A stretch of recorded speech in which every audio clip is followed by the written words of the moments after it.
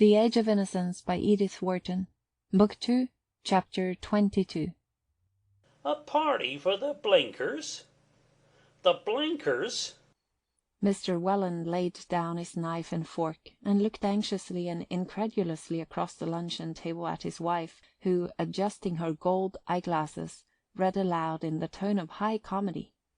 Professor and Mrs. Emerson Sillerton request the pleasure of Mr. and Mrs. Welland's company at the meeting of the Wednesday Afternoon Club on August 25th at 3 o'clock punctually, to meet Mrs. and the Misses Blenker, Red Gables, Catherine Street, RSVP. Good gracious! Mr. Welland gasped, as if a second reading had been necessary to bring the monstrous absurdity of the thing home to him. Poor Amy Sillerton! You never can tell what her husband will do next. Mrs. Welland sighed. I suppose he's just discovered the Blenkers. Professor Emerson Sillerton was a thorn in the side of the Newport Society, and a thorn that could not be plucked out, for it grew on a venerable and venerated family tree. He was, as people said, a man who had had every advantage. His father was Sillerton Jackson's uncle, his mother a Pennilow of Boston. On each side there was wealth and position, and mutual suitability. Nothing, as Mrs. Welland had often remarked, nothing on earth obliged Emerson Sillerton to be an archaeologist, or indeed a professor of any sort, or to live in Newport in winter, or do any of the other revolutionary things that he did. But at least, if he was going to break with tradition and flat society in the face, he need not have married poor Amy Dagonet, who had a right to expect something different, and money enough to keep her own carriage. No one in the Mingott set could understand why Amy Sillerton had submitted so tamely to the eccentricities of a husband who filled the house with long-haired men and short-haired women, and when he travelled, took her to explore tombs in Yucatan instead of going to Paris or Italy. But there they were, set in their ways, and apparently unaware that they were different from other people. And when they gave one of their dreary annual garden parties, every family on the Cliffs, because of the Sillerton-Pennilow-Dagonet connection, had to draw lots and send an unwilling representative. It's a wonder, Mrs. Welland remarked, that they didn't choose the cup race day. Do you remember 2 years ago they're giving a party for a black man on the day of Julia Mingott's the dansant? Luckily, this time there's nothing else going on that I know of, for of course some of us will have to go. Mr. Welland sighed nervously. Some of us, my dear? More than one? 3 o'clock is such a very awkward hour. I have to be here at 3:30 to take my drops. It's really no use trying to follow Benchcomb's new treatment if I don't do it systematically. And if I join you later, of course I shall miss my drive. At the thought he laid down his knife and fork again, and a flush of anxiety rose to his finely wrinkled cheek. There's no reason why you should go at all, my dear, his wife answered with a cheerfulness that had become automatic. I have some cards to leave at the other end of Bellevue Avenue, and I'll drop in about 3:30 and stay long enough to make poor Amy feel that she hasn't been slighted. She glanced hesitatingly at her daughter. And if Newland's afternoon is provided for, perhaps May can drive you out with the ponies and try their new russet harness. It was a principle in the Welland family that people's days and hours should be what Mrs. Welland called provided for. The melancholy possibility of having to kill time, especially for those who did not care for whist or solitaire, was a vision that haunted her, as the spectre of the unemployed haunts the philanthropist. Another of her principles was that the parents should never, at least visibly, interfere with the plans of their married children, and the difficulty of adjusting this respect for May's independence with the exigency of Mr. Welland's claims could be overcome only by the exercise of an ingenuity which left not a second of Mrs. Welland's own time unprovided for. Of course I'll drive with papa. I'm sure Newland will find something to do, May said, in a tone that gently reminded her husband of his lack of response. It was a cause of constant distress to Mrs. Welland that her son-in-law showed so little foresight in planning his days.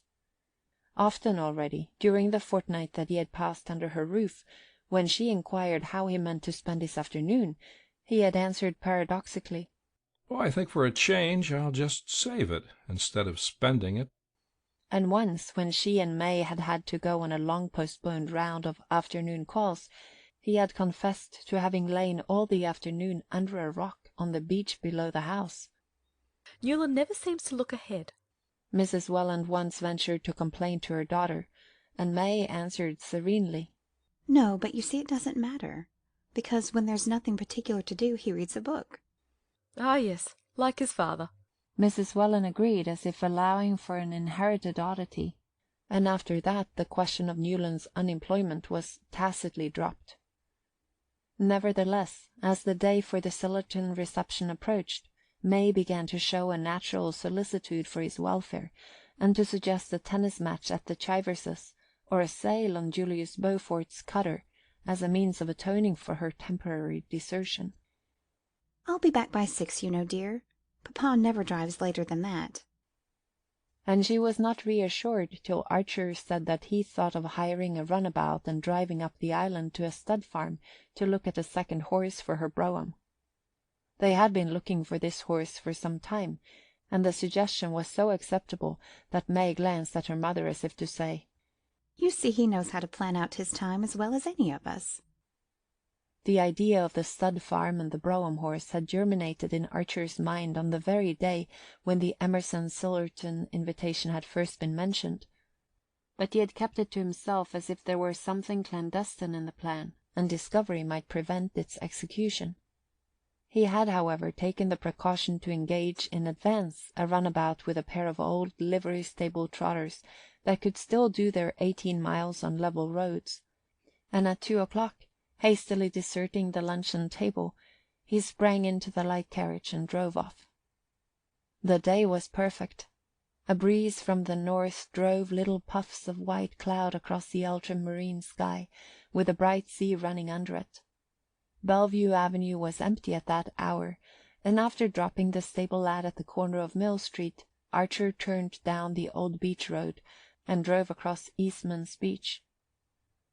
He had the feeling of unexplained excitement with which, on half-holidays at school, he used to start off into the unknown. Taking his pair at an easy gait, he counted on reaching the stud farm, which was not far beyond Paradise Rocks, before 3 o'clock, so that, after looking over the horse, and trying him if he seemed promising, he would still have 4 golden hours to dispose of. As soon as he heard of the Sillertons' party, he had said to himself that the Marchioness Manson would certainly come to Newport with the Blenkers, and that Madame Olenska might again take the opportunity of spending the day with her grandmother. At any rate, the Blenker habitation would probably be deserted, and he would be able, without indiscretion, to satisfy a vague curiosity concerning it. He was not sure that he wanted to see the Countess Olenska again, but ever since he had looked at her from the path above the bay, he had wanted, irrationally and indescribably, to see the place she was living in, and to follow the movements of her imagined figure as he had watched the real one in the summer-house. The longing was with him night and day, an incessant, undefinable craving, like the sudden whim of a sick man for food or drink once tasted and long since forgotten. He could not see beyond the craving, or picture what it might lead to, for he was not conscious of any wish to speak to Madame Olenska or to hear her voice. He simply felt that if he could carry away the vision of the spot of earth she walked on, and the way the sky and sea enclosed it, the rest of the world might seem less empty. When he reached the stud farm, a glance showed him that the horse was not what he wanted. Nevertheless, he took a turn behind it in order to prove to himself that he was not in a hurry. But at 3 o'clock he shook out the reins over the trotters and turned into the by-roads leading to Portsmouth. The wind had dropped, and a faint haze on the horizon showed that a fog was waiting to steal up the Saconnet on the turn of the tide, but all about him fields and woods were steeped in golden light. He drove past grey-shingled farmhouses in orchards, past hayfields and groves of oak, past villages with white steeples rising sharply into the fading sky, and at last, after stopping to ask the way of some men at work in a field, he turned down a lane between high banks of goldenrod and brambles. At the end of the lane was a blue glimmer of the river. To the left, standing in front of a clump of oaks and maples, he saw a long tumble-down house with white paint peeling from its clapboards. On the roadside facing the gateway stood one of the open sheds in which the New Englander shelters his farming implements and visitors hitch their teams. Archer, jumping down, led his pair into the shed, and after tying them to a post, turned toward the house. The patch of lawn before it had relapsed into a hayfield, but to the left an overgrown box garden full of dahlias and rusty rose bushes encircled a ghostly summer-house of trellis work that had once been white, surmounted by a wooden Cupid who had lost his bow and arrow but continued to take ineffectual aim. Archer leaned for a while against the gate. No one was in sight, and not a sound came from the open windows of the house. A grizzled Newfoundland dozing before the door seemed as ineffectual a guardian as the arrowless Cupid. It was strange to think that this place of silence and decay was the home of the turbulent Blenkers. Yet Archer was sure that he was not mistaken. For a long time he stood there, content to take in the scene, and gradually falling under its drowsy spell, but at length he roused himself to the sense of the passing time. Should he look his fill and then drive away? He stood irresolute, wishing suddenly to see the inside of the house, so that he might picture the room that Madame Olenska sat in. There was nothing to prevent his walking up to the door and ringing the bell. If, as he supposed, she was away with the rest of the party, he could easily give his name and ask permission to go into the sitting-room to write a message. But instead he crossed the lawn and turned toward the box garden. As he entered it, he caught sight of something bright-colored in the summer-house, and presently made it out to be a pink parasol. The parasol drew him like a magnet. He was sure it was hers. He went into the summer-house, and sitting down on the rickety seat, picked up the silken thing, and looked at its carved handle, which was made of some rare woods that gave out an aromatic scent. Archer lifted the handle to his lips. He heard a rustle of skirts against the box, and sat motionless, leaning on the parasol handle with clasped hands, and letting the rustle come nearer without lifting his eyes. He had always known that this must happen. "Oh, Mr. Archer!" exclaimed a loud young voice, and looking up, he saw before him the youngest and largest of the Blenker girls, blonde and blousy, in bedraggled muslin.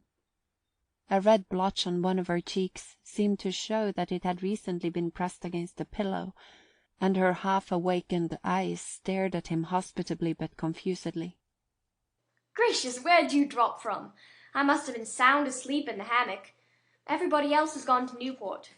Did you ring?" she incoherently inquired. Archer's confusion was greater than hers. No, that is, I was just going to. I had to come down the island to see about a horse, and I drove over on a chance of finding Mrs. Blenker and your visitors, but the house seemed empty, so I sat down to wait. Miss Blenker, shaking off the fumes of sleep, looked at him with increasing interest. "The house is empty. Mother's not here, or the Marchioness, or anybody but me." Her glance became faintly reproachful.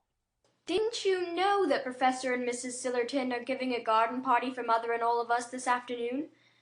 It was too unlucky that I couldn't go, but I've had a sore throat, and Mother was afraid of the drive home this evening. Did you ever know anything so disappointing? Of course," she added gaily, "I shouldn't have minded half as much if I'd known you were coming." symptoms of a lumbering coquetry became visible in her, and Archer found the strength to break in. But Madame Olenska, has she gone to Newport too? Miss Blenker looked at him with surprise. "Madame Olenska? Didn't you know she'd been called away?" Called away? "Oh, my best parasol! I lent it that goose of the Kate because it matched her ribbons, and the careless thing must have dropped it here. We Blenkers are all like that, real bohemians." Recovering the sunshade with a powerful hand, she unfurled it and suspended its rosy dome above her head. Yes, Ellen was called away yesterday. She lets us call her Ellen, you know. A telegram came from Boston. She said she might be gone for 2 days. I do love the way she does her hair, don't you? Miss Blenker rambled on. Archer continued to stare through her as though she had been transparent. All he saw was the trumpery parasol that arched its pinkness above her giggling head. After a moment he ventured, "You don't happen to know why Madame Olenska went to Boston? I hope it was not on account of bad news." Miss Blenker took this with a cheerful incredulity. Oh, I don't believe so. She didn't tell us what was in the telegram. I think she didn't want the Marchioness to know. She's so romantic-looking, isn't she? Doesn't she remind you of Mrs. Scott Soddens when she reads Lady Geraldton's Courtship? Did you never hear her? Archer was dealing hurriedly with crowded thoughts. His whole future seemed suddenly to be unrolled before him, and passing down its endless emptiness he saw the dwindling figure of a man to whom nothing was ever to happen. He glanced about him at the unpruned garden, the tumble-down house, and the oak grove under which the dusk was gathering. It had seemed so exactly the place in which he ought to have found Madame Olenska, and she was far away, and even the pink sunshade was not hers. He frowned and hesitated. "You don't know, I suppose. I shall be in Boston tomorrow. If I could manage to see her." He felt that Miss Blenker was losing interest in him, though her smile persisted. No, of course. How lovely of you. She's staying at the Parker House. Must be horrible there in this weather. After that Archer was but intermittently aware of the remarks they exchanged. He could only remember stoutly resisting her entreaty that he should await the returning family and have high tea with them before he drove home. At length, with his hostess still at his side, he passed out of range of the wooden Cupid, unfastened his horses, and drove off. At the turn of the lane he saw Miss Blenker standing at the gate and waving the pink parasol. End of Book 2, Chapter 22 of The Age of Innocence.